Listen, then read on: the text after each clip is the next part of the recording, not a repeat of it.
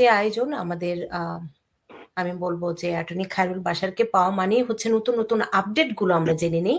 শুরুতেই আমি একটু জানতে চাই যে অ্যাসাইলাম ফি এই বিষয়টি তো একটি আমি বলবো যে আপডেট আছে যে 30 দিনের মধ্যে যদি ডেডলাইন মানে দিতে না পারে তাহলে কেস রিজেক্ট হয়ে যেতে পারে। এই বিষয়টি আপনার কাছ থেকে আমি একটু বিস্তারিতভাবে জেনে নিতে চাই। ধন্যবাদ। এটা বিগ বিউটিফুল বিলের আন্ডারেই ছিল। গত লাস্ট ইয়ার থেকে অ্যাসাইলাম ফি অক্টোবর থেকে এটা ইম্পোজ করা হয় এবং মাঝখানে একটা কোর্টের ইনজেকশন দিয়ে মাঝখানে বন্ধ ছিল, আবার শুরু হলো।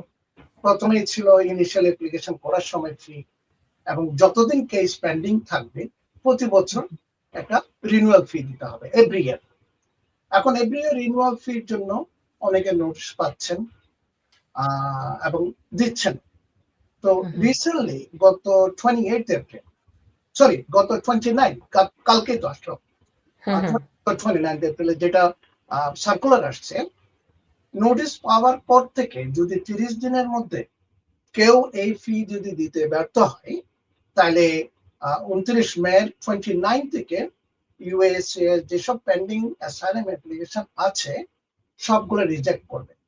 রিজেক্ট করা মানে as if there is no asylum application in first place. তাহলে এর কনসিকুয়েন্সেস কি হতে পারে? সাথে সাথে যখন রিজেক্ট হয়ে যাবে এটা আর আনডু করা যাবে না, এবং তার ওয়ার্ক পারমিট যদি থাকে সেটাও সাথে সাথে ক্যান্সেল হয়ে যাবে। এবং কেউ যদি ওয়ার্ক পারমিট অ্যাপ্লিকেশন করার পরেও পেন্ডিং থাকে ওটা হবে ডিনাইড, ওটা ডিনাই করা হবে। অ্যাসাইলাম রিজেক্ট হওয়ার সাথে সাথে তাকে রিমুভাল প্রসিডিং এ নিয়ে আসবে, কোর্টে রেফার করবে। সো এসে তিন ধরনের ঝুঁকি রয়েছে। কেউ যদি ফি নোটিশ পাওয়ার পরে 30 দিনের নোটিশ পিরিয়ডের মধ্যে যদি ফি না দেয়, $100 বা $102 যেটা হচ্ছে এখন, তাহলে 31st ডেতে 31 দিনে তার কেস রিজেক্ট হয়ে যাবে।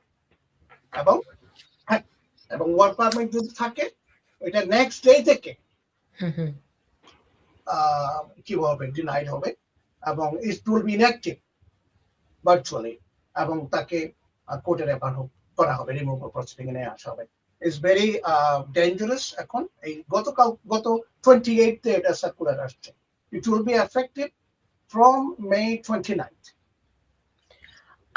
এই বিষয়টি আমি একটু জেনে নিতে চাই, সবাই কি একদম ব্যক্তিগতভাবে তাদের নোটিশটি পাবে কিনা, নাকি গড়পড়তা ভাবে আমি আমার ফি দিয়ে দিব? না, অবশ্যই নোটিশ পাবে। আপনি যদি কেউ যদি দিয়ে দেয় দ্যাটস ফাইন, আগে থেকে দেওয়া যায়। তারপরে যদি নোটিশ পাওয়ার পরে না দেয়, অনেকের অ্যাড্রেস আপডেট করে না, নোটিশ ঠিক মতো পায় না, আবার লয়ারদের সাথে অনেকের কানেকশন নেই, যোগাযোগ নেই অনেকদিন। তো লয়ারের কাছে আসলে আমরা অনেককেই চেষ্টা করি কন্ট্যাক্ট করার জন্য, তারা আপডেট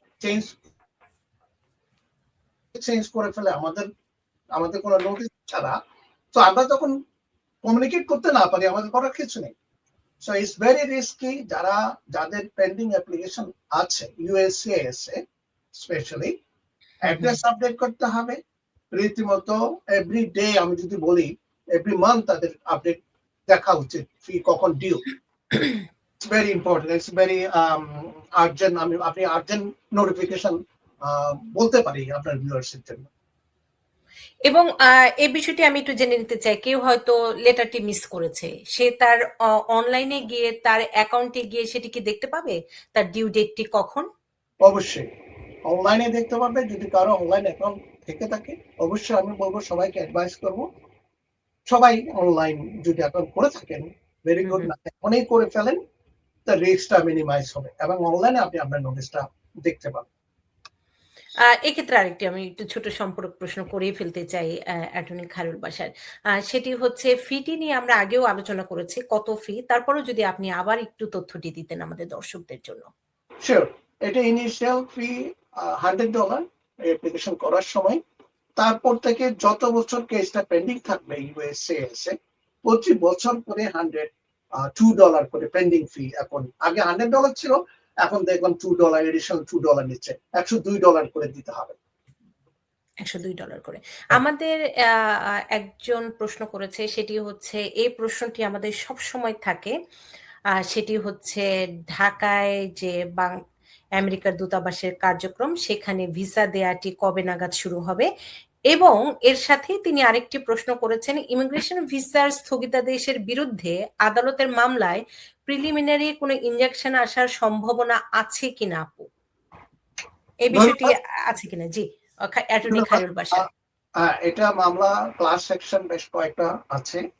এর মধ্যে গত 24th of April এই মাসেরই মেরিল্যান্ডের কোর্টে একটা রায় দিয়েছে, তাও কি 83 জন 83% তারা পার্সোনালি সু করলো কেস পেন্ডিং করে, যাদের কেস পেন্ডিং আছে, তো ওদের জন্য জাজ ইস্যু করেছে preliminary injunction only for 83%। But class section যেটা আছে ন্যাশন ওয়াইড, মানে ওয়ার্ল্ড ওয়াইড আমি বলবো, এটা এখনো কোনো ডিসিশন আসে নাই। তবে আমরা আশা করছি কোনো একটা ডিসিশন আসতে বাধ্য, কারণ এটা অলমোস্ট আমার $100 billion